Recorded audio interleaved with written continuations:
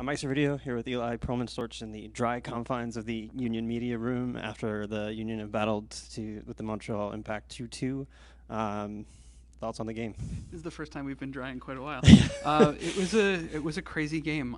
Looking back on it, kind of didn't feel like it should have been played. But when we talked about this schedule, and Jim Curtin talked about it in his post game press conference, Montreal already has so many games to make up that they wanted to do everything possible to not force Montreal into another makeup game, because that would have been September, October, and you just don't want to add games that late into the season that should have been done already. Normally you'd move it to a Sunday, but with DC coming in for the Open Cup, that wasn't an option. So it was a wild game, as you'd expect when there's that much water.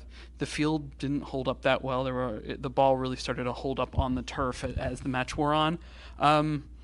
But the script kind of goes out the window when Ayak gets that beautiful goal to start off the match, and the Union looked pretty darn good. Montreal was really lacking for ideas, didn't know how to play in the rain.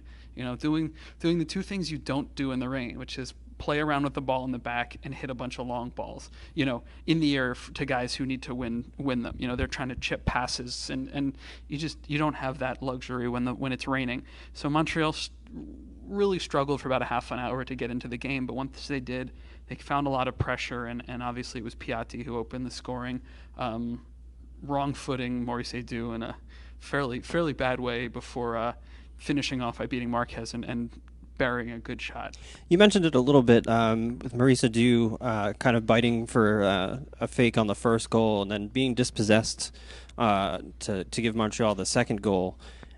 He does score the equalizer late. Talk about his play today.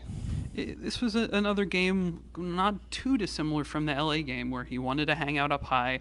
He's hanging around up high, which is how he gets the second goal, which is great, but he's a center back, and he coughed up 4 or 5 really dangerous balls in the back, in addition to getting turned for the goal. Is it trying to do too much, do you think? Is it selfish play? What? For me, it's selfish play. He wants to be the star of the show. He wants to be running the show, and center backs don't typically run the show. I mean, you have guys like Michael Parkhurst over in Columbus who run it in the sense that they sit in the back, they make really smart plays, they read the field and start the build. Maurice Edu wants to be in the build. He wants to be in the middle of the build. He wants to be taking shots. He wants to be scoring goals, which is not something that you get to do in the run of play when you're a center back. It's just not.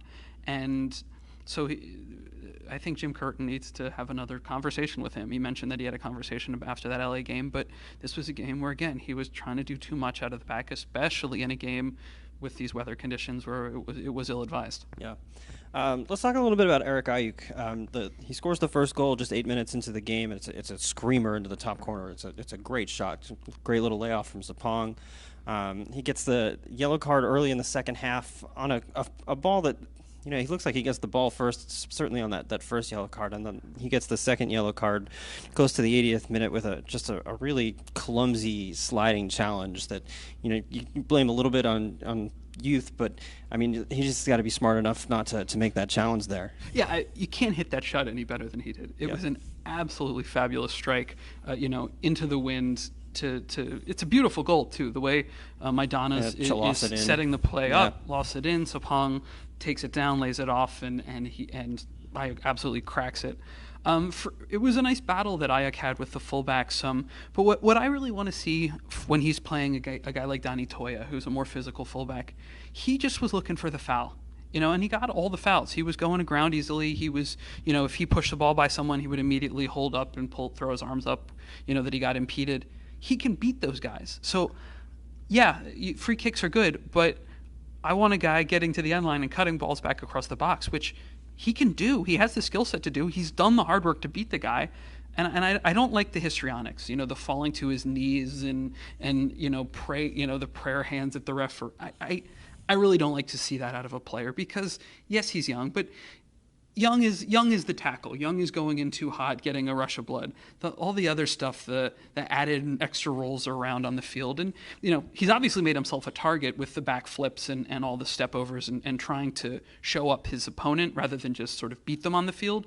And a lot of people like that. I'm personally not one who likes to see unnecessary histrionics just, when something simpler would do. But he's going to have to spend a little time thinking about this game, because the Union could use him next match, and he won't be available with that red card. Well, I mean, he's suspended for the next match.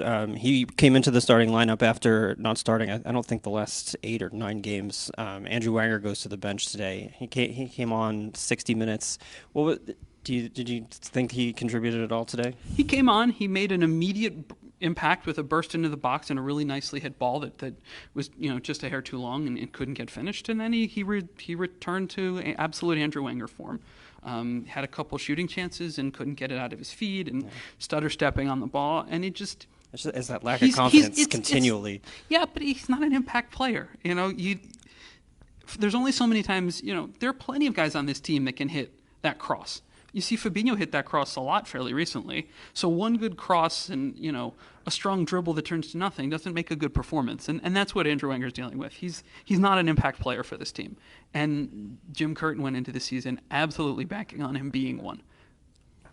Ayew comes in for Wanger to start the match, and Ray Gaddis comes in to start at right back over Sheenan Williams. A bit of a surprise. Sheenan has been in pretty good form, and he did make an appearance late. What do you make of that?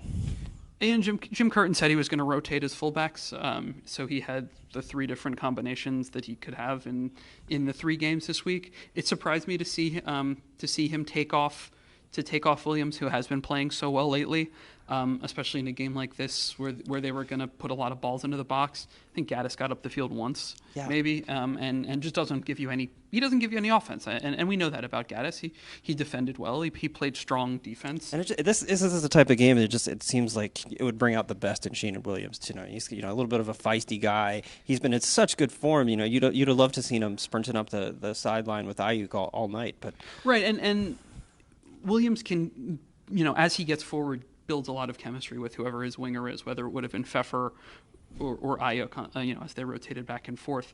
And the other thing is you see those wingers out there, and you're not getting – none of those wingers are fast. You look at Dilly Duca, you look at Andres Romero.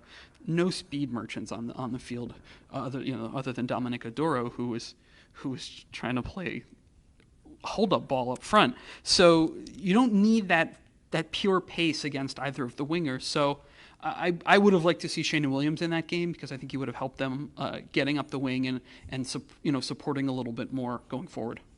Union's back in action again on Tuesday night in the Open Cup against DC United.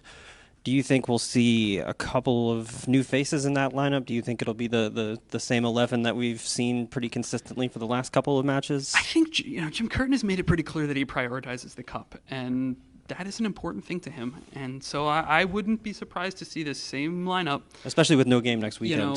The same lineup going out for sort of one last hurrah. These Open Cup games against DC are heated, and they're really, biting affairs. So I wouldn't be shocked to see a very, very similar crew. I imagine Williams will come back in the game as he continues to rotate his fullbacks through. I don't know. I don't think they're in a place where they can afford to be starting a Jenny Kadich or an Antoine Hopino. And with those other guys injured, CJ Sapong's their only option.